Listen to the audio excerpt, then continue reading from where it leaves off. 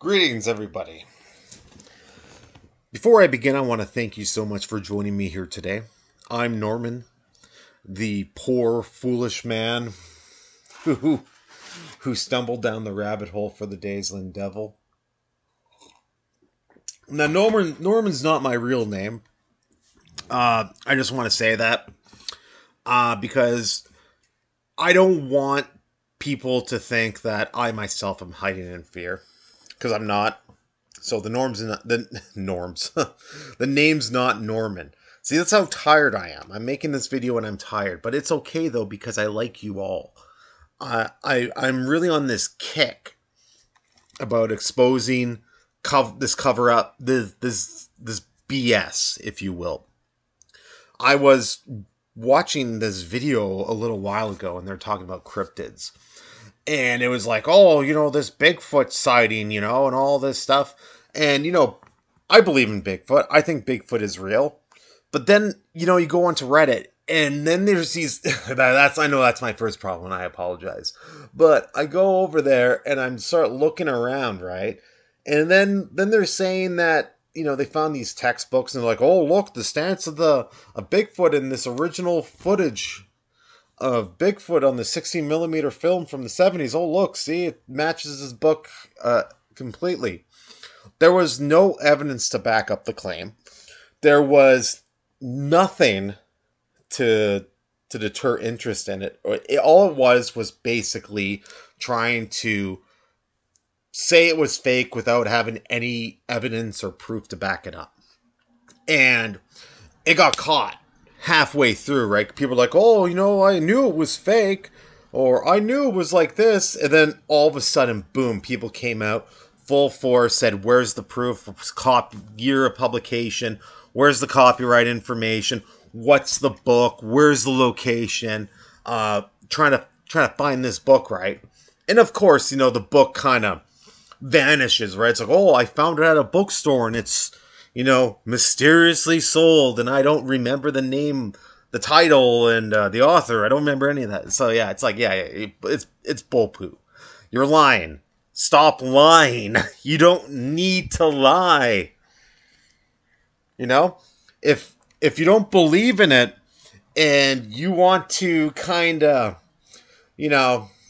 deter people from being interested in themselves, just be like, hey, listen, I'm a non-believer. And then leave it at that. You don't have to go around and try to fabricate disinformation, to tear down the cryptid community. You don't need to do that. It's insane. It's absurd. It's, it's ridiculous. Then this proves that you're hiding something, that people are, well, for one, people are jerks. Second, that this could always deter people into wanting to come out and say, hey, even if they're anonymous, online, being like, hey, listen, I believe in Bigfoot. And, you never know. That person who sees all that disinformation and all that mockery might be the one that's holding the missing piece of the puzzle. Like, oh, I found this Bigfoot hair on this fence, and I left it there, but I didn't want to be ridiculed and made fun of, so I kind of walked away from it. Evidence like that has probably already been found numerous times over, but nobody wants to come forward and say, hey, look, listen, this is what I did. This is what I found. Here you go. It reminds me of the Bigfoot incident when there's like these two people, and I swear to God, this had to have been faked to throw a cog into the cryptid community because people are we're getting too close. This had to have been. I forget it. It was it was years ago. Those guys who said they found a Bigfoot in their freezer.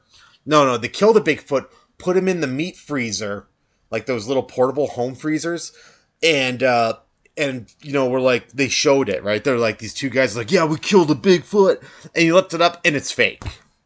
But they're saying like, yeah, we believe it's Bigfoot, left to the wild, and then that's it.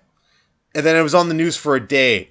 And it looked terrible, and to me, a lot of people will say like, oh, well, the examiner said that it was this, and it was this, it wasn't really Bigfoot.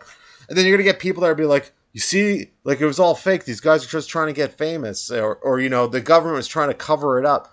But what if that act of stupidity was by an organization within the government who realized somebody was close to something, did this to try to throw a sense of mockery into the cryptid community. So if they do come out, like, let's say a day later, a month later, people will be like, "Ah, no, this is a scam," just like those two other guys over there with the Bigfoot in the freezer. That sort of thing to me always drives me crazy, because there's always someone or some organization in play to silence the voices of those who've actually seen these creatures with their own two eyes. We'll never know if somebody's made communication with them, because the powers that be, for whatever reason, are afraid of it. You'll always see this sort of thing fall and unfold, and that's what always drives me crazy. And this is and it's stuff like that I believe, and I can relate to these people who are afraid. They don't want their voices to be heard.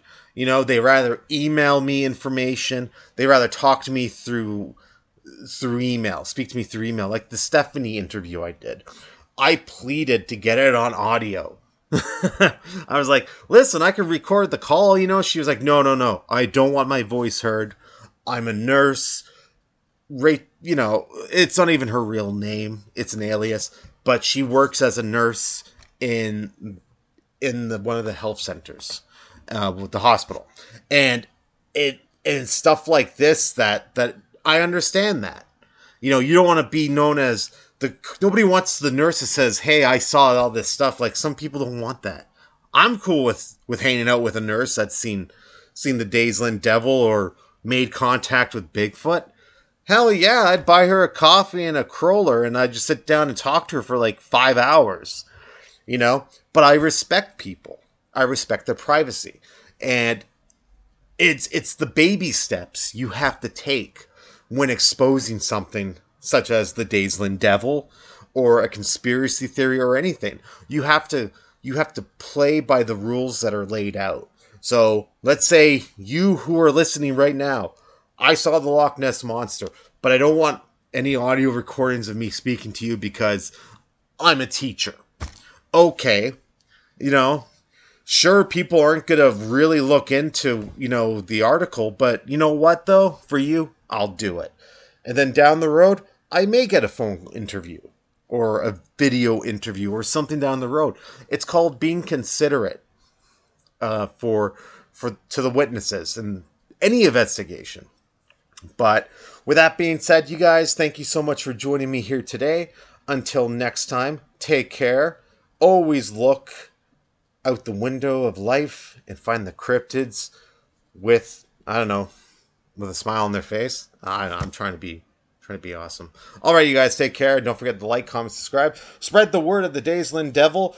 Always remember that we are never alone in the world, and that we are never in control of the train. I don't know. Anyway, see you guys.